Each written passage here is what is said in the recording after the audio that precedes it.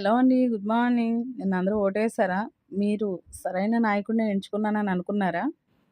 మా అమ్మ, డ్యాడీ హైదరాబాద్‌లో ఉంటారండి. నిన్న ఓటు కోసం వాళ్ళు కూడా ఆంధ్రాకొచ్చారు. వాళ్ళకి బ్రేక్‌ఫాస్ట్‌లో పెసరట్టు ఉప్మా చేశాను. పెసరట్టు ఉప్మా, అల్లం చట్నీ, కొబ్బరి చట్నీ కాంబినేషన్ భలే ఉంటది గదండీ! మీలో ఎంతమందికి ఇష్టం కామెంట్ చేయండి.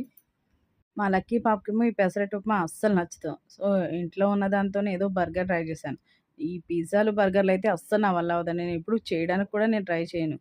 వంటలైతే ఎన్నైనా చేస్తాను గానీ, ఇంట్లో ఏవో సాసెస్ ఉంటే మయోనీసును, పిజ్జా సాస్ ఉంటే, నిన్న వండిన చికెన్ ఉంటే దాన్ని కొంచెం పీసెస్ కింద చేసి చికెన్ బర్గర్ ట్రై చేశాను. కానీ టేస్ట్ మాత్రం చాలా బా వచ్చిందండి. దానికైతే బా నచ్చింది.